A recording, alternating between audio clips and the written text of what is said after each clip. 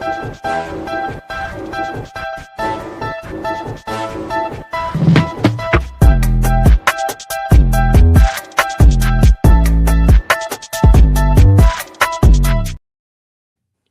everybody. I'm Candid Frank, and this is NLL Lacrosse Talk. Gary Groob, right there, top right corner.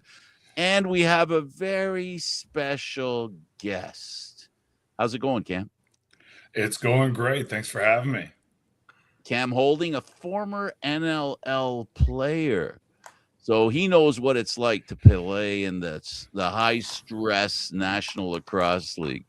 And, of course, you've had a long life in lacrosse. And I guess the first question we always ask is how you picked up a stick. Yeah. I guess I'm 36 now. So I actually started when I was 3 years old, born and raised in Whitby, Ontario. And so actually my dad has played his entire life.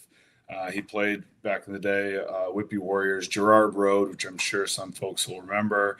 And then he played Brooklyn Redmond. So when I was 3, he gave me a stick. I'm sure I had a stick before then, but I actually started playing in like leagues and whatnot and really getting after it in practice when I was 3 years old. So very thankful he put that stick in my hand, and I can owe a lot of my life experiences, success, and who I am as a person today to the sport. So super grateful. What kept you in the game?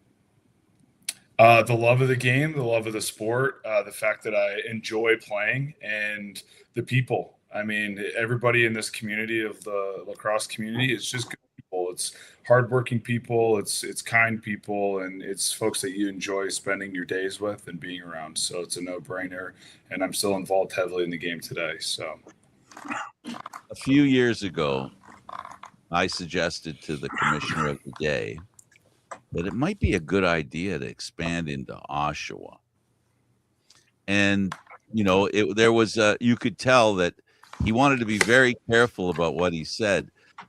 Now, knowing that you have a team there, tell me what you think about the community that you were raised in, because Whitby, Oshawa, pretty close to each other.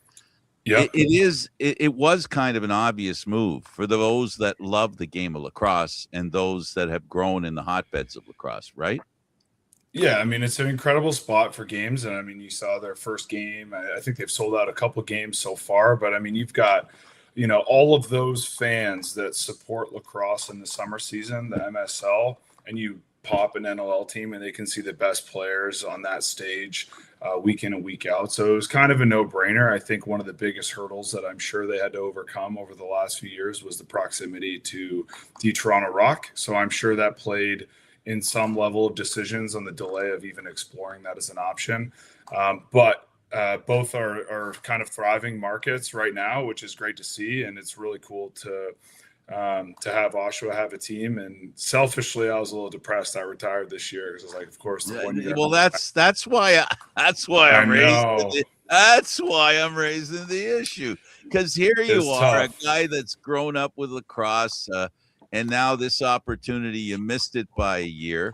But I have to say that the important thing here is, as a member of the lacrosse community, you know, Peterborough, Whitby, that area in general is a hotbed of lacrosse. It must feel good because of the people you know who love the game of lacrosse that you grew up with and played for, to have this happen. Yeah, so cool. And like, even the people that I know now have kids that are playing in the minor system. So it's like kind of this full circle thing, but it's really cool to see. Yeah, because that's the ultimate, the ultimate goal for a lacrosse player is to play professionally. We can debate and argue and discuss how much players get paid, but at the end of the day, to play at the highest level and to be able to do it in a local community I mean, you can't speak to it, I know, but you can to the degree that you did, which is, I wish I had been able to. But now you've got kids in your community that are going, I can't wait to play for Oshawa. Yeah, which is so cool because, like I said, you get to see it. It's right there on a Friday, Saturday night. Like, you can take a 10-minute drive and go watch, and that's where fandom starts, right? And that's where kids after practice, they go get their extra reps because of that right there. Like, they want to compete on that next level and that highest stage, and it's motivation, right? And that's what drives a lot of young athletes and young players, regardless of the sport. So to put eyes on the product and see the players and have the players in the community and in the marketplace. And like, that's what ultimately is going to grow this game and continue to grow the game and develop players that are motivated to keep getting better and pushing the limits and so on and so forth. So it's awesome. Let me bring Gary into this conversation by doing this segue that Gary always loved. When a family goes to lacrosse, that's an opportunity for them to play, but also the ones that play a chance to come and watch. So the symbiosis between being a player and a supporter of NLL Lacrosse is very, very tied together, right, Gary? Absolutely. Absolutely. And to get to your point of, missed it by a year, your former teammate, Kyle Rubish, he hung around long enough that he's 10 minutes from home now with the Tribute Center. Yeah, good on Rubes. I mean, he's still grinding, and I mean, that flight out to San Diego every weekend must have been tough for him with a young family. And like, again, if I lived in Whitby, like it's a no-brainer. You want to go play in the place that you were raised and that raised you and your family and friends. I'm like, what a cool experience it must be for him this year. So super happy for him. And despite the fact that I'm not still playing, I am super happy. So I'm good with the decision that I made at the time. Well, that's great. That's great. Let's drill back a little bit. I want to go right back to when you were beginning. Coaches, mentors, guys like that, other than Dad, obviously, that really got you in the right direction. Yeah, so there's one gentleman, I don't know if you guys will know, but Billy Iyer. So he was around, played with my dad, but Billy was my dad's best friend, and he's been one of my biggest supporters my entire life. He coached our young teams with my dad. So he's one guy that, and even to this day, like he would go watch my games. He'd send me texts after games. Like he's just been a huge influence on my life. The other big one too is actually Derek Keenan. So when I started Junior A, I didn't even think that playing in the National Lacrosse League was even something I could accomplish. And yeah, I'll never forget. He pulled me aside one time after practice and was like, "Hey, have you ever considered doing this?" And I'd said not really, but he kind of encouraged me to explore that pathway. So I started doing it then. He drafted me to the Edmonton Rush back in 2010, I think. Yep. Ultimately, I got released at the last training camp, but just to experience that camp, and I was on the floor sharing a training camp with like Brody Merrill, Gavin Prout, like all these guys that I had looked up to, and then I was like, it's that motivation piece, right? Like even as a player, I got released and I was like, you know what, I want to really make a go at this. So I spent a year working my ass off to have another chance. And thankfully I was given that chance by the Colorado Mammoth. Right. Yeah. I want to talk a bit about, because we spend so much time with a lot of guys talking about the Orangeville programs, talking about Peterborough. Talk to me about the Whitby program, because you came right up through Whitby Minor Lacrosse and worked your way up from there. Talk to me about how special that program is and was to get you into the right direction. Yeah, I mean, if you just look at Whitby, I mean, the facilities like Iroquois Park, everybody knows Iroquois Park. It's like the greatest place ever. It's a perfect environment to go and learn as a kid. And like you're showing up to go play at IP 2, 3, 4, and you get to sit around and then there's these two windows with these trophy cases, and you can look into the windows and you can watch when I was a kid, you watch the Junior A Warriors or the Senior A Redmen play. And so like having the ability to do that was really cool. And then also like having my dad play for both of those organizations was also really special for me. So I actually moved to Michigan when I was 15. And so I drove back and forth every single summer up until I think I was 24 years old. So I actually had another inspirational guy. His name was Ed McCusker, but his son and I played together, and he built me a room in the basement. And so I mean, I owe a lot to him too on giving me the opportunity to have a place to live and continue playing in Whitby each summer. Wow. It's funny because, that the area, everybody congregates at Iroquois Park still to this day. And, I'd love to see it get back because, you're talking about that heyday, which is roughly when the Man Cups were being won and all that. And Gavin is really spending a lot of time now getting recognition to the front of the jersey, not the back of the jersey.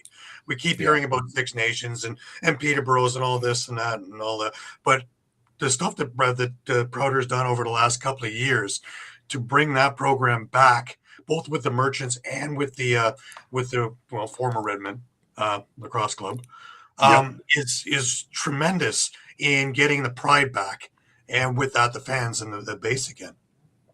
Yeah, which is really cool. And I mean, even I'm on a lot of the alumni email chains, and like the amount of chatter in the last 2-3 years has exploded. And I've been working with somebody like Johnny Fusco, been kind of helping him kind of organize some information, and there's golf tournaments. And so they're kind of like, building up a lot of experiences around it, encouraging people to come out for the season tickets. And the other thing that I've really taken notice of too is the Merchants. Like you mentioned the Merchants, and when I was playing, you didn't really hear much about them, but like a lot of my buddies, I think they went out and encouraged a lot of these older players to stick around and keep playing, and they found success. And so the Brooklyn's obviously been solid as well. But well, the Merchants are solid. They won the Senior B last year, finished in the finals, lost to Snake Island, but they put up a hell of a fight. And it's a lot of the youth from the area, which is showing me that the programs really are worthwhile and really building to the next generation of NLLers coming up. Yeah, and it all kind of goes back to the development, right? And when you got guys like Gavin Prout from the top leading that developmental charge, that's just going to kind of flow downhill. So those guys are all going to, raise it up. And like I said, it's massive having somebody at the top like him. And I mean, formerly it was Derek Keenan, and like these guys are giving so much to these programs, and like there's no surprise that they're going to continue to rise because there's so much care being put in on the back end.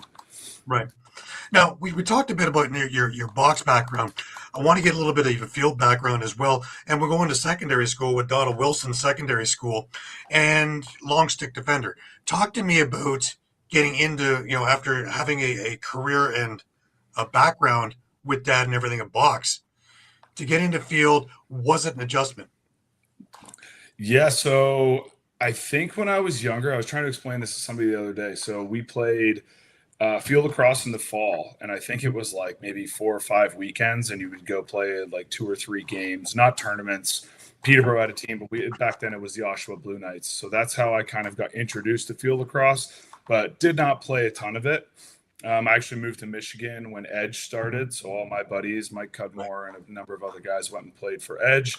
And I started a high school program with my father in Michigan. So that's kind of like where I really started playing, like getting more reps. And actually, I didn't even play. So I went to Sinclair, and we didn't even have a school team there for field lacrosse. So my first 2 years I was in Michigan, we didn't even have that with the school to participate in. So I really didn't play a ton, but ultimately just, worked hard, and I had an unconventional path to the Major League Lacrosse. I went and played club lacrosse at Grand Valley in Michigan, which is down the road from my parents' house. I had a Team Canada tryout thanks to Dave Huntley, and was fortunate enough to earn a spot there, and then play with the Denver Outlaws as well. I want to talk a little bit about that as well. We've had Tony Siemens, we've had a number of the other guys on the show as well, and really dug down into the background of the team and the fan base and everything like that. Now, originally you got in by Washington or for the Major League Lacrosse outdoor? Yeah, so I was drafted by the Chesapeake Bayhawks in the and so I was there for, I don't even know, a month or so. And then at the time I was living in Denver, I was playing for the Mammoth. And so I had actually requested a trade. And Tony Seaman actually worked that out. So with Coach Cottle. So they treated me so well at the Bayhawks, like what an incredible organization they were. And then obviously being able just to, drive 10 minutes down to games at Mile High Stadium, that was pretty cool. So. Right. Well, you also look at the team, man, John Grant Jr. and a whole mess of other guys. But the one thing I got when I had Tony on the show was he was so engaging. To listen to him speak, and I can only imagine when he's talking to you about strategy and blueprinting and things like that, but to listen to him speak and to listen to all the knowledge of all the years, it was just, at times you had to remember that, wait a minute, I got another question coming. But he just has that way of just, just sweeping you up. Being in the dressing room, what was that all like? Yeah, being in the dressing room on that team, I mean, that was like the most epic culture. It was fun, it was competitive, it was driven. Obviously, Tony's an incredibly bright mind, and you mentioned, I mean, we had basically half of Team Canada on that roster. We had Zach Greer, we had Jared Noble. Like, it was an absolute riot, and so we had a good time. And but Tony was definitely steering the ship and making sure that we were all in check. But that was pretty incredible couple of years there with the Outlaws playing for Tony. Right. Now, I want to go back a little bit to your university years, and everybody knows you as this lockdown defender, but you set all kinds of records for offensive prowess and points and things. How did it go that you were this offensive juggernaut, and we all know you as this defensive lockdown specialist? Yeah, so that's what I do in box. I mean, growing up, I was an attackman. I was an offensive player in box. And then when I went to college, I played nothing but attack, and had a pretty good college career. And then even in Major League Lacrosse, and I was offensive midi for Team Canada. They started me as a D midi because nobody knew I played offense at the time. And then at the end of the tournament, they're like, "Wait, you're an offensive guy?" And so I finished the tournament for Team Canada in 14 as an O guy. But essentially, what happened was Coach Keenan in my junior A, after that conversation I talked about earlier. He kind of looked at me and said, like, "Okay, you're playing O, but I think, like, if you're going to compete at the next level, I think you need to consider playing this transition role and kind of shift what your role is going to be on the team." Right. I was able to run. I was fast and physical and gritty and didn't shy away from loose balls. And so he ultimately, encouraged me to look at my game a little bit differently. And I'm forever thankful that he did, because it's tough to crack an NLL roster as an O guy and definitely stay there as an elite player. And, Right. without those conversations and guidance from him, I don't know if I would have had the career that I did. So. Right. Well, getting back onto the field there, was being a box player advantageous to you? Because again, most of Canadians are known for is playing box on field. It's Yeah. changed over the years now that we have got more programs like the Hill and a number of other programs. But back then, a lot of it was box on field. And then we go back to being blueprinted from being that feel of being on the floor. Yeah. Was it a tough transition to do, especially at the college level? No, I don't think so. It kind of just depends on the system you're in. I mean, again, if you look at that 2014 Outlaws roster we had, it was a lot of box guys. So a lot of our offensive systems were kind of built around that. Collegiately, it was kind of the same thing for me. Like, I just use a lot of my box principles. But nowadays, like, the hybrids are incredible between Canadian-born players going to play in the U.S. And now you're starting to see some American-born players that are starting to pick up the box game. So there's kind of bleeding into both sides of the game, which is really cool to see. And like 10 years from now, we're going to have the same conversation, and it'll be really cool to see what that transition looks like. Right. Now, we usually talk about, your box skills on the field. I want to talk about how your box skills improved because of speed, because of field. And we're doing it with the Whitby Warriors. Of course, Keenan is your coach. But what did you find to be the most advantageous coming back in and playing there now? Sorry, from field to box, how those skills transition? Yeah, I mean, field is just like a different pace, right? Like, you play a lot faster, where box is a little bit slower but more controlled. Obviously, you have the transition piece of box lacrosse, but the ability to get up and down the field and make decisions quickly, draw and dish, transition, fast breaks. So those are kind of some things that kind of reflected my box game a bit. Right. How did competing over in Junior A really get you ready for your next level? We talked about you being picked by Derek Keenan for Edmonton and just falling short. It brings me usually to my my favorite question, which is your first training camp. Was it what you envisioned? Yeah, it was not what I mean, there's two parts to that. There was one at the Oshawa Civic. We did like a fitness testing. That was what I envisioned. That was pretty high intensity. And when you have, like, I'll never forget, we did like a beep test, and it was Brody Merrill and I, and we were going, we were the last two. And like, that was pretty intense. And when Brody Merrill's on the team, like, that guy brings the level of compete. And so it was real serious. And then that same first couple weekends of training camp, the way that I don't know if Keenan still does this, but the way that he operated his training camp was he brought in low numbers and started building chemistry and preparing for game one on training camp one. Right. Which was a little different from a couple of the other teams that I had played with, and certainly some of the other coaches, where it's more like bring in a lot of numbers and you're grinding it out for that roster spot. Like Keenan, I think, approached it as, I want to start building that chemistry. I want to start finding my team on that first practice so that we can start preparing. Because at the end of the day, you got 3 weekends to start getting ready for game one with the NLL. Absolutely. Which I actually really enjoyed, and I think a lot of the players did too. But meeting some of the guys like Prouder, and then you finish your training camp and you go out with them on a Saturday night. It was a lot of fun. Talk to me about coming into Colorado in 2012. You now have been revitalized. You just missed in Edmonton, and now you have this drive. When did you have the aha moment, knowing that I can do this? I can make this team. Yeah, I would say is certainly the very first training camp. And before that, obviously, you had Eddie Como, Sean Ferris, and Bob Hamley. They were really kind of pumping me up beforehand, like encouraging me, like, "Hey, man, you can do this," and really giving me that confidence. So, like walking into training camp, I knew I was confident already in my abilities and that I had a real chance to compete. But ultimately, it was the preparation that I did leading up to that training camp and all the stuff that you don't see, right? And that goes with any athlete.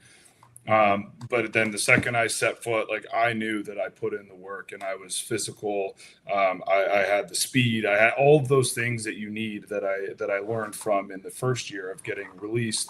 I made sure those weren't going to be an issue for me with the Mammoth. And so I was super confident, and I, ultimately had a really good training camp and showing there. Now let's move into your first game. First of all, the feelings of that first game. You're walking through the tunnel, and now you're into 15,000 screaming fans. What's the emotions going through your head? That was awesome. We played the Minnesota Swarm, and it was the all-decade night. Yeah, so it was like the top 10 players in Colorado Mammoth history, and a bunch of these guys are like icons to me. It was so cool being around them in the locker room, whatever. And then obviously playing it at the time, it was Pepsi Center. That thing was like 17,000 fans almost every single night my first year. Right. I think I had 2 penalties in the first half just because I was like flying around all over the place, and I was so excited to get out there and play. And I was like, okay, harness the energy, like get that out of your system, and now just flow with it. So was certainly really excited. It was a ton of fun, and that is one building that I wish I could play at one more time. If I had to pick one building, it would be going back to that place. And even my last couple of years with the Seals, like going back there, there's still some fans that have the same seats that will come over, and I'll wave to them. And, it's a special place for sure. Absolutely. Now, as a transition guy, in my eyes, that's a dying breed in the NLL. We have everybody, they're specialists, and, we're pulling up, and we're not the fastest game on 2 feet in my eyes anymore, NLL. However, in the summer game, I love summer ball. I absolutely love MSL, WLA, Man Cup, all of that. That transition game is still dominant, and it really sets a tone. Being that guy, how much can you really unsettle your opposition when transition's working? Yeah, I think transition's key, and I think that we are going to see the transition game explode in the next decade. I think especially with the evolution of sixes and how important that's going to be after the Olympics. Right. Your 2 players, I think that there's going to be more importance on those guys that can play offense and defense and push the ball. And not to mention, like you just alluded to, it's more exciting. Like transition play is so exciting, and that is what a lot of, I think, fan growth will come from excitement, as with anything, right? And so if fans are excited when they're watching something play, they're going to be more engaged. And I think that's what you get out of transition players today. I agree 100%. I miss it a lot. And when it is done to perfection, it's just you marvel. You just sit back and just, the speed of the game is incredible when that's moving at full tilt. Let's talk about moving from you get picked in the expansion draft, and you're gone from Colorado over to sunny San Diego. And here you are with Pat Merrill and an expansion team.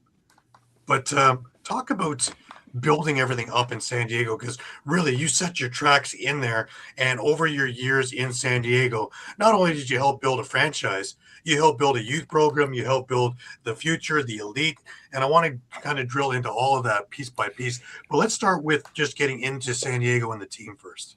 Yeah.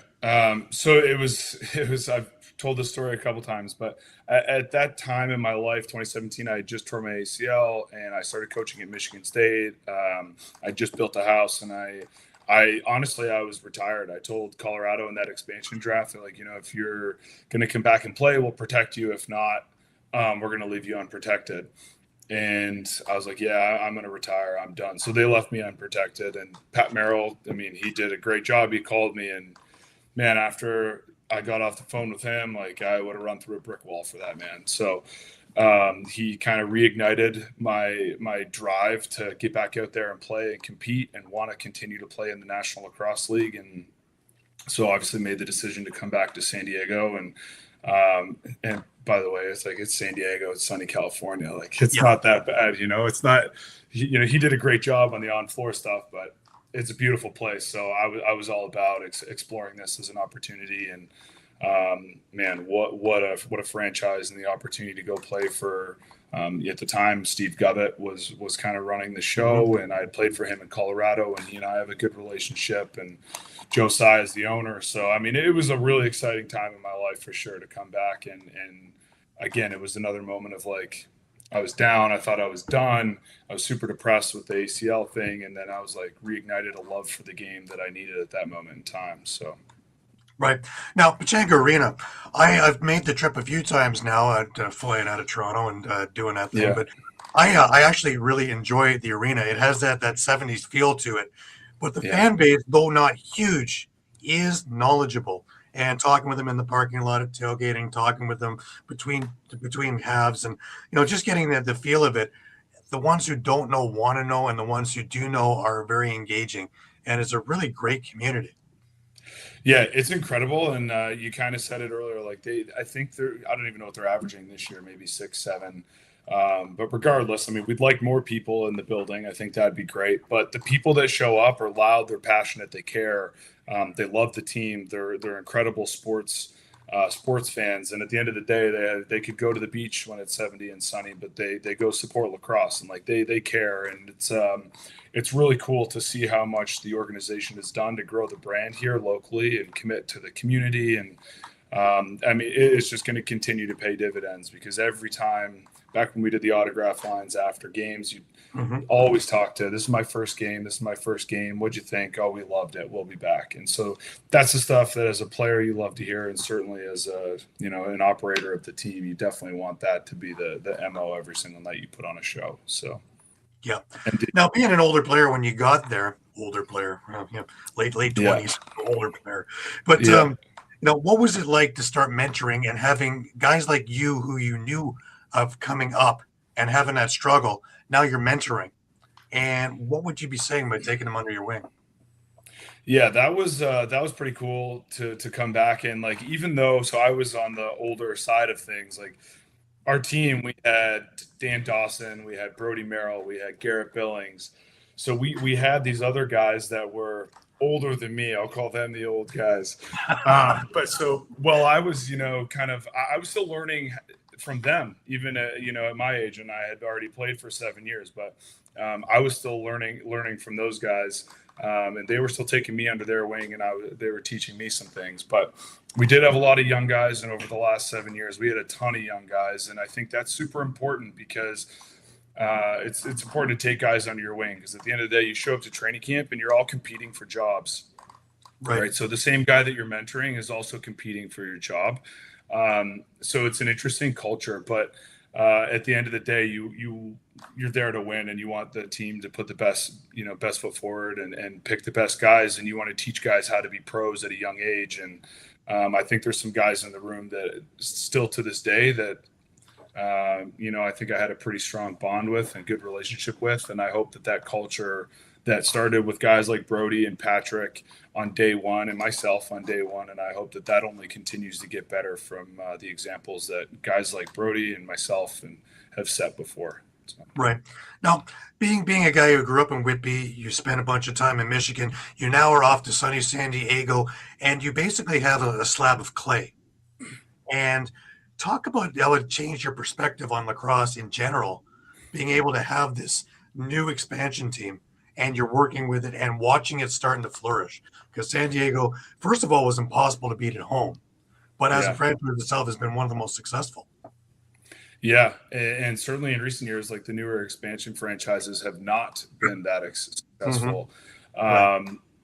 But it just comes from, I mean, back in the day, our first couple of years, like we were kind of like just this group of misfits. Like we were guys that were on the back of a roster, or we were guys like, myself that maybe thought we were done or come at it. Anyways, it was just like this random group of guys. And so we all kind of, bonded together over that. And we kind of created this like team identity over that. And I could say this 1,000 times, but having Brody Merrill as your captain, like you're not stepping onto any floor with anything but your absolute best. And that is the culture that he doesn't even have to say anything. That's just what you get when he's in a locker room, which was really special. So yeah, it was really cool to kind of build that from nothing. And ultimately when you're the underdog. Every weekend you're viewed as the underdog back in certainly that year one. And if you have that same mindset game in and game out, you're only going to keep getting better and stronger. Right. Now, the junior SEALs, you got a chance to coach them and mentor them and bring them in. They talk glowingly of you. One of your goalies, Quinn McLaughlin, I've had him on my Sunday show a few times, watching his development and watching things go on, and of course talking with his dad, who is his biggest booster, and just that kind of hearing that kind of thing about you as a coach and as a mentor, to me is just no wonder the program is so exceeding, because if you have that kind of energy and that kind of love for the game and bringing that to the younger generation, that you can't lose. Yeah, no, I mean, I think that's such a valuable thing. I mean, one, that's what I've done my entire life since 2010. I've been 2005 actually when I started the program, the high school program with my dad. Like we're builders and we want to share this game with everybody that we can. And obviously, I was very thankful that when I came here and was provided the opportunity to teach and coach and do all this stuff, like the SEALs gave us all the resources we needed to go and offer a fantastic product. And I'm passionate about coaching, so I'm happy, that kids like Quinn responded and have enjoyed that. And we've seen a number of players come through the junior SEALs, and we also started a program called the Royals back in the day. And now we're watching, one of our Royals kids compete on the floor, and he scored his first goal last weekend. So I think youth development is one, it's massive for the kids that want to get better at lacrosse. It's good for the organization to have fans. And ultimately, it's great to keep developing good young men and women, as we did have girls as well. But it was awesome. I love doing that stuff. Well, talk to me about how you originally, you got into coaching. You talked about in Michigan, and let me just say this, because you were, selling yourself short. You were just named to the MCLA Hall of Fame class of 2025, which to me is humongous. Talk to me about, first of all, the Michigan coaching, and then some of the other stuff. What got you really to, dig in with both feet? Yeah, so it was back in 2010, and my dad, again, he's always been my biggest supporter. I was home for the summer. He's like, yeah, you should think about getting a summer job. I was like, all right, I don't know what to do. And he's like, why don't you run a summer camp and like start teaching kids how to play lacrosse in the community? And so I started there. I did a camp, and parents loved it, and then they asked me to run a team, and so that kind of grew. And then I built this whole business in Michigan. We had like 15 teams between Detroit, Grand Rapids, and I had some really good people kind of involved in that business as well. From there, I went on. I coached at Michigan State University, which was a club program, but we took that program from an unranked in 2016, and we won the MCLA Division I national championship in 18. So that was really cool. And again, I think like coaching, the way that I've responded best to coaching is like having a great relationship with your coach and putting players first, and like getting to know them as people, and not just showing up and saying, hey, this is what you're going to do. Like it's a relationship. And so that's how I kind of view coaching. And so far it's been received really well by the people that I've worked with. Right. Now, it doesn't hurt in San Diego. That outdoor practice facility is I think of all the hot arenas that I had to play in when I was young. And, yeah, Yeah. if I had that, man, I'd still be at it, I think. That's Yeah, incredible. that place is amazing. And so prior to the one that you're talking about, we had one that the junior SEALs started on, and the SEALs actually practiced on, and it was like this small rink in the back parking lot of Pachanga, and it was tough. It was a character builder, no doubt. Right. But the new rink, obviously was done with a partnership with the YMCA, and I was actually the project manager for that build. And I mean, what a facility that is, and for those guys to have access to something like that in their back door outside, it's a great place to go train. So, Right. Well, what advice would you give to the younger players trying to make it to NLL or even PLL about what they should be doing and how they should be doing it? yes, it's funny. I coach a high school team as well, and I had a kid come ask me that the other day. And even if to expand on that, even just to make an NCAA program, right? A lot of kids have their sights set on that NCAA, and I kind of said this earlier, but you can do as many reps as you want at practice. You can work as hard as you want. It's what you're doing when nobody else is looking, right? And I think that's where you really find a lot of growth. And if you have your sights set on something, like, it's certainly possible to go and achieve it. And it's just a matter of how hard are you willing to work, knowing that there's a million other people working the same, right? And so I used like that 1 year where I got cut from the Edmonton Rush. I've never worked harder in my entire life. So I took failure and I made it an opportunity. Right. And so that's kind of like the biggest piece of feedback that I would give is like, it's work ethic, and it's literally just drive. And then it's coachability. It's, you set your focus on something and just work your ass off to achieve it. Right. Yeah, because there's winning and there's learning. And to 100%. know how to take those lessons. I've talked about it a number of times on the show, is to learn how to win, you have to learn how to lose first and know what Yeah. you don't want and how to work towards what you do want. And it seems as though your programs, especially now, has really taken hold. I want to look at some of the things that were when you were coming up as a coach. You had so many great coaches along the way. Was there any one who stood out, or is it just a mishmash of ideas and making it your own, which is where you're at now? Yeah, I think certainly a mishmash where I kind of like developed my own style of coaching. But I will say that when I retired, I actually called my, one coach, and that was Pat Coyle. I called him just to say thank you for kind of everything that he did. And he, whether he knew it or not, like he was easily my favorite coach. And I think that came down to, if you ever watch his like press releases or anything, like, he's very level headed. Yeah. And he's there to like help make you better. If you mess up, he's going to be like, hey, you messed up, but here's what you got to do. And so he'd kind of help you through that process. But more importantly, you always knew that he would be there for you. He'd talk to you. And I really, really enjoyed my relationship with Patty while I was on the Mammoth. Right. Now, I had Mark Millen on the show a couple of years ago, and the one thing that he kept hounding about was that, yeah, we spent a lot of money on club and above. But when we start looking at the grassroots, we always seem to neglect it. Now, you spend a lot of time with grassroots. I still think that you're in the minority, as opposed, even here in Canada. I don't think we spend a lot of time with house leagues and things. We spend a lot of time and money and effort on the guys who want to make it. But in my eyes, the ones who are playing the house leagues and things like that, they may not have aspirations to be NLLers, but that's your fan base, and that's your future fan base. And to nourish and encourage the love of the game, I think we're kind of missing on that over here. Is it the same where you are?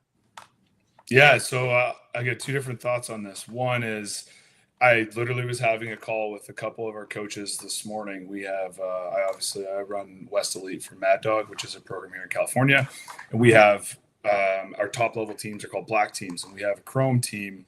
And I just took over operating these field teams, and all of our teams have two coaches.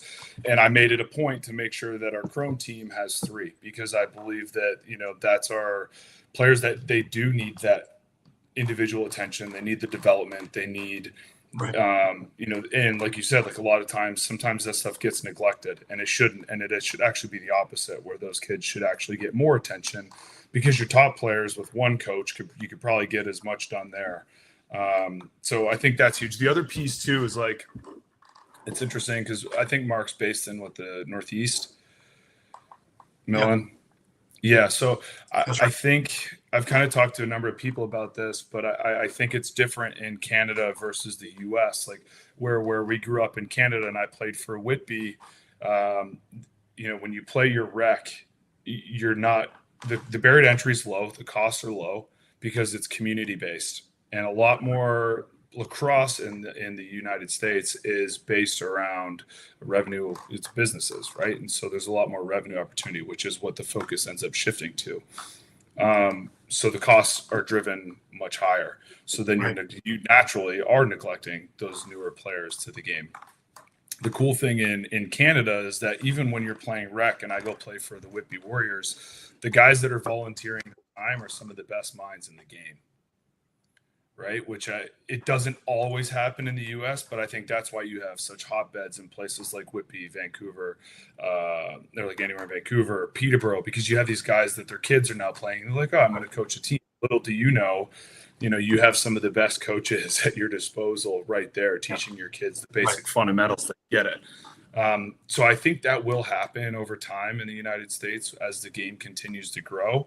And certainly you've seen it in places like Denver, Colorado, and now you're starting to see it more on the West Coast. But when the talented minds start giving back more, I think that's where you're going to see that. Right. Well, let's drill in a little bit about U.S. Boxla, because from what I've seen, especially with the women's game, I've noticed that they are actually more organized than the Canadian game. And when I had Dana Dobie and I had a few of the other women, Aaron Bakes, and I had them all on the show after the World Championships, I was actually alarmed at how organized the U.S. was, and Canada didn't have their first practice till 2 weeks before the tournament. It's like, this doesn't make sense to me. It just, everything is flip-flopped in my eyes.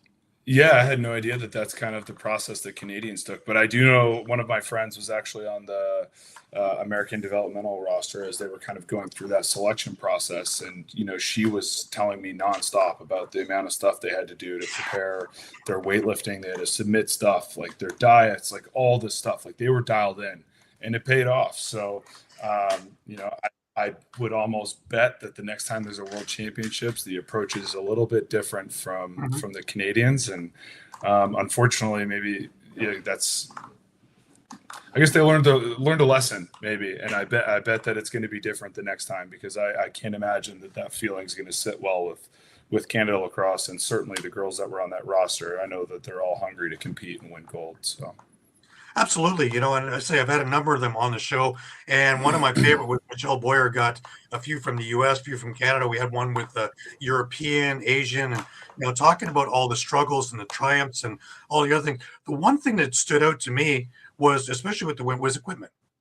And we didn't have anybody except for Gate Lacrosse, and U.S. was smart enough to get the girls fitted, and they had equipment and they had all this stuff, whereas everybody else is using tape and their brother's hand-me-downs and trying to find a piece that fits and a helmet that works and a stick that works also. And, so I think the U.S. has a lot more idea on how to run a program and make it successful long-term than anybody else right now. Yeah, totally. And I mean, you have a machine that is U.S. Lacrosse. The governing body for the American lacrosse system is pretty incredible. And actually, there's some former Canadians that I actually work with that are now working with U.S. Lacrosse. So they've got folks in the mix and in the know on the back end that are certainly helping with that. Right. Now, I want to drill a little bit of State of the Union, and I want to talk a bit about, we're just talking about the Worlds and Europe. And I've told you off air that I've been going to the Rubeski for a number of years. And the one thing that's standing out to me is the European programs. Each year I go back, the level keeps getting quicker and better and better. And we got a lot of North American coaches out there now, a lot of former NLLers. So these systems are in place and these players are getting better. Do you think that we're going to get like hockey at some point where, we didn't think much about Europeans coming through until I think Austria beat Canada in the Canada Cup or one of these World Championships? Everybody's, What happened? Yeah, stunned. I think it's hunger and it's a desire, right? And if you go over there, you can feel how much they love the game. Mhm. And so they want to continue to get better and better and better. And so naturally that's going to happen. And literally the example we just talked about was the American girls box program. Like they were Yep. hungry. They competed. They put in the work on the back end. And, maybe the Canadian, maybe, I don't know for sure, but maybe they were just like a little bit complacent thinking maybe that wasn't necessary. But I do know that, like you just said, all the Europeans, and one country I'm excited to watch over the next decade is going to be Japan. What Yep. happens with sixes and with worlds, like they have committed so much to that program, and every time we see them on international play, they get better and better and better. And we bring our game to them, like Paul and the PLL. They go do their games in Japan, so those players are sitting there watching their idols, and Mhm. now they're going to go emulate, and they're going to work hard so that they can get to that same level. So yeah, it's going to be interesting, but I think that it's a drive to get better, and they're hungry to get better and keep competing at a very high level. Right. Now it's interesting. You talked about Japan, and it was in the San Diego Worlds where they turned my head when I was at San Diego State watching these Yeah, games. And I would make a point of watching their games because it was just, I really thought they were in the wrong tier. I thought they should have been in the Canada US tier because they may not be good enough to beat them yet, but they could compete. And that, in totally. my eyes, was, other than Haudenosaunee, I didn't see anybody else who could be in that realm. Yeah, no, they're incredible, and they play a different style of the game, right? Like if you look at their athletes, they're uh, typically compared to the U.S., Canada, Haudenosaunee, they're a little bit smaller, but they're Mhm. shifty, fast. Their stick work, like you can physically see when you watch them play that they have to get reps and lots of reps because their individual skills are incredible, and when they catch up with the IQ, like it's going to be scary for sure. Yeah, and they're homegrown. Unlike most Yeah, of the other teams where they had an uncle or an aunt or a grandfather or grandmother who could spell that country, they yep, actually are all from there and they all really take that country pride to yeah. heart. And boy, oh boy, even in the World Box Championships, to watch them and even watch the women who weren't playing come for support. Yeah, And it's a whole team family thing. And it's really what the lacrosse community is all about. agreed. It's really cool to see. Yeah, Right. And the other thing about the Worlds I had noticed was guys would come in to watch the guys play. But slowly everybody wound up watching the women because there was so yeah, many different storylines going. And of course, that gold medal game was a made for TV movie, with the agreed. US Yep. winning coming from behind. To me, for the game, that's probably the best result. As a Canadian, not so much, but as Yeah, for sure. for the game itself, I think that was the best result possible because it put way more eyes on the game itself. Yeah, a ton. And like you said, there was a ton of storylines. They're close games. You didn't know who's going to win, and Yep. they were exciting. And I think that they did play a lot of that transition. The ball was, I mean, it's just, I'll say, less strategic maybe than like watching a men's game, or less calculated, which again brings excitement. So I was glued to the TV for all those games. They were incredible. Right. Well, being there, the other thing that I had noticed was both Canada and the US, it wasn't just beat on a team like Finland 21-4 or 21-1, but it was after the game, not just shaking hands, but taking time to talk, show things, do things, and really take other teams and other countries under their wing. And I know that there's, WMSL up here and WALL up here as well. And a lot of these guys are slowly coming up and learning from these guys. And I love that because now this is how it's going to grow. We all do it together. 100%. And that's one of the coolest things about international play is seeing folks from all different areas of the world get together. And like, I remember in 2014 after games, you'd have, Team Mexico, Team Japan asking if you can swap this or swap that. And so, like you said, building that relationship with other countries, it's going to just continue to fuel the growth. Absolutely. I want to go into sixes. And of course, with the Olympics coming up in a couple of years, I think that you are probably one of the best to talk to me about it because you play both field and box at professional levels. Your thoughts on sixes first, and this is the thing that we're going to show the world. Will it be enough to show the world to really elevate the game? Yeah, I think so. There's like such a layered approach to this, and why sixes, I believe. And I think having somebody like Paul Rabel and Mark Riccio would be great as well. But sixes, when you're looking at this and you look at this 10 years ago and you think, how do we get this into the Olympics? I know that part of it is how can you make it accessible to the masses, right? And not just the masses in the United States and Canada, but other countries that might not have the resources to build a box rink. Everybody's like, okay, we'll just do a box. It's like, well, you can't really do that because in international competition, not everybody can just pop a box rink up. Right. So you make barrier to entry a little bit lower by reducing roster sizes. So you have to get 12 skilled players. So it's a little bit easier that way. Sure, the folks that are longtime, NCAA lacrosse players, pro lacrosse players, you're not going to like that. There's no face-offs. It's different. It's change, and naturally people don't respond well to change right away. But I think that the pace at which it's played, it's going to get more countries playing. It's going to get more kids playing. It's something you can pop up at recess or after school. So I think the conversation should be, in 2029, we should sit back and say, okay, what kind of impact did it have? I think it will make a pretty tremendous impact on the growth of the game long term, and get sticks in kids' hands while the other disciplines will kind of reap the benefits down the road as well. Right. No, and that's the key, right? Is that there's another step required. The step that you're talking about is introduce them to the stick. The easiest way to do it is the field. Get them on the field, and if they like box lacrosse, they can move on to that. Yep, 100%. 100%. But if you just came out of the gate swinging and saying this is the way it's going to be, well, then you might have a lot of people saying we literally just can't do that, Right. And so I think, well, some people are going to, might be negative, have negative thoughts about it. I think long term it's going to be fantastic. So. Right. But there is a process we have to make sure we latch on to. In other words, we got to strike while the iron's hot. Whoever's in charge here, whoever decides to do what they're going to do, it has to happen in close proximity to when the Olympics happen and once they're done. Right. Totally. Yeah. We need an exit strategy for sure. Otherwise it was, that was great. And then we just keep moving the way we were and we don't gain anything from it. So we need 100%. The traction from it. And I look to, again, guys like you who know and really know where we should be going after the fact. And as well, I hope they both PLL and NLL have thoughts and meetings and try and figure out where we're going from that point. I was wondering though, should we be for the goal, should we be having a 6x6 or a 4x4? And 36-32 is a great score, but should we show a little bit more on defense too?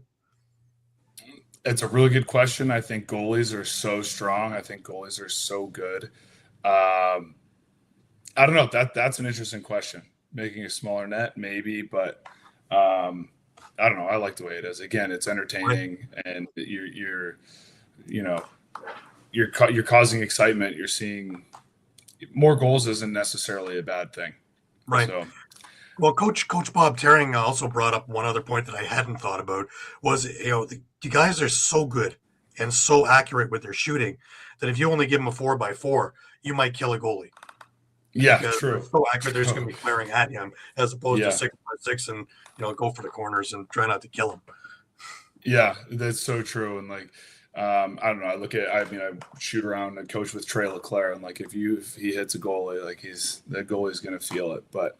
The same token, I think that the Sixes game is going to put guys like that on full display, which is what's great for this game. And you have guys like him and Zach Currier, those types of players that are two-way players that can play on both sides of the ball. I think it's amazing for the game. Right. What's your vision for the next generation of defenders? Ooh, that's a great question. I mean, if you can't pick up on it now, I think that the future of the box lacrosse game lies with, I'll say, American growth. I think that Americans are going to transcend the National Lacrosse League. Certainly, that's where your biggest markets are. That's where the population is. And you take these big athletic American players and you teach them how to cradle and do the stick skills and give them nice stick skills. I think that the days of the egg and spoon guys are going to be gone. And at the end of the day, we're selling a product with the National Lacrosse League, and you want it to be exciting. And I want to see Marquez White pick up a hard contested loose ball in the D end, push the floor, and either stay or have a quality shot on net. That's exciting. You know what I mean? Right. Absolutely. So I would love to see more of that in the game. Right. And by that you mean close contact. What's that? By that you mean close contact. What do you mean? Well, like part of what makes box lacrosse so interesting is the being in tight, right? Yeah. The in tight battles, right? That's what's lacking in field lacrosse. Exactly. Yep. Right. Over the next 5 or 10 years, how do you see this going? Do you see it actually becoming a full-time gig? More and more are making it a full-time gig. Do you think that this is going to be finally, well, it would have to be PLL and NLL working together so we have a full season. Do you think that we're able to pull this off? Totally. Yeah. So honestly, it's a really good question. I think that if you ask me right now, like there's a lot of guys that are making this full-time career today. Right. Like there are guys that are playing in both leagues that are making full-time wages and, really, really solid wages. Yeah. I think that, I think that the National Lacrosse League has so many expenses, and it's like they're not, the revenue, I guess, isn't necessarily there to be like, all right, we can afford to pay all these players this much money. I don't know the back end business of it that well, but ideally you need to put butts in seats. You need a TV deal to generate revenue, so then you can then go back to the table and say, oh yeah, here's our revenue, no problem, we can pay you more money. But right now, when we have some buildings that are having 2,000, 2,500, that's tough. The Buffalo Bandits might be able, if you had a conversation with them alone in a room, maybe they could pay their guys a full-time salary. But there's some teams that can't. And I think one of the biggest things is going to be that TV deal and getting that's where big dollars start to come in. That's with like the NBA and MLB, like it's big TV deals. Yeah, that's what Jamie Dahlwick had said too when we're talking about the CBAs, was the amount of money that comes out of the owners' pockets, which isn't really known. It's in and around $750,000 just for just operating expenses, and then you have to worry about all the other things that go along with it. And to try and, without a TV deal, without a main TV deal, we're kind of flying in the wind. Yeah, it's tough. And ultimately these guys, the owners they're only one of their main sources that they're heavy dependent on is butts and seats. Yeah. Right. So, that's it. And so if you go and you get an Excel sheet and start putting down the expenses to run one of these organizations, it's not a small amount. These guys put up a lot of money for sure to run these teams. Absolutely. Well, to have a league, you have to be gate driven. You have to have the gate. Yeah. But you also have to have the TV. And I'm going to add another thing, not just the TV deal. You have to have TV deals, not just one. And I think that's where you trip over the important part of making money. And that is when you have a competition on where it's seen. Because at the end of the day, that's what this all comes down to, right? It's a competition. And lacrosse has to appear to be in the competition, in the forefront, right? And until that happens, players won't be able to get paid because there'll always be, that game that everybody loves to play, but, they're not really looking to get paid for it. Yeah. No, I think that makes a ton of sense. And then the other piece to this too is like these owners, they have fixed expenses, and it's like, okay, can you get more games in the mix, which is a whole nother conversation, so that you can offset revenues against your fixed expenses. But again, if you're putting butts in seats, that's easier conversation to have, because you're making that revenue. And then when you start putting butts in seats, then your corporate partnerships go up and so on and so forth. So at the end of the day, we need more fans. We need more passionate fans. And I think that'll continue to drive everything. But as I said, I strongly believe that I think that American box lacrosse will help the growth of the box game overall. There's so many players. Yeah, I agree. How do you want to be remembered both as a player and as a mentor for the sport? Well, that's a good question. As a player, I'd love to be remembered as, a gritty guy that focuses on work ethic. There was just, anytime I show up, I'm working my ass off on a game. If it's a loose ball, like relentless work ethic all over the floor.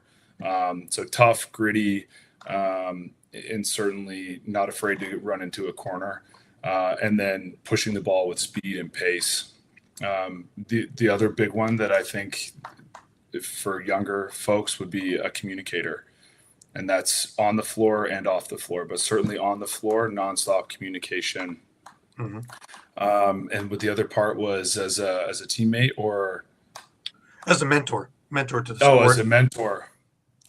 Yeah, to the sport and to like teammates. I think just somebody that's positive, has a positive outlook on life, on the sport, taking maybe some adverse situations and finding opportunities in those situations. I think a lot of folks sometimes can kind of get put on their heels in those moments, and I like to definitely put myself on my toes. But as a mentor, definitely somebody that guys could go talk to. I mean, I was always available. My phone was always on. I'd always take time to meet for film with, guys that were drafted. I'd meet with them to go over film. And certainly showing guys how to be a pro and how to act like a pro. And that goes down to how do you conduct business as you travel? How do you show when you're wearing a team logo? What are you doing? Right. So, I would say just being thought of as like a true professional on and off the floor. Right. If you could go back and give advice to your younger self, what would it have been? That's another good one. Give advice to myself. I mean, man, as I sit here now, like I had a great career and I switched positions. That's a really good question. I don't know what kind of advice I would give myself. I mean, just continue working hard. Like that work ethic will just take you wherever you want to go. That's a good question. I don't know if I got one for you there. That's okay. I really want to thank you. I want to thank you for taking the time and going through your career and going through your life with us. And I know how busy it is. Our loss watching you in the NLL is youth programs and high schools and everybody else's gain because of having the knowledge and the personability that you have and being able to. It's guys like you is why I'm so confident that lacrosse is in really good hands as we start building and moving into becoming the fourth big sport because of the passion and the knowledge and the commitment that you have to the youth. And that's the key, I think. Yeah, thank you very much for saying that. And I'm still connected to the game. I'm watching NLL games every weekend. I coach youth. I coach club. I'm working on growing box lacrosse with our club program across the United States as well. So I'm always down to talk lacrosse, certainly box, and continue growing this beautiful game that's given us all so much. Right. And if you ever need help marketing anything, please just reach out. I am more than happy to do it for you. Thank you. Appreciate that. Frank? Yeah, absolutely.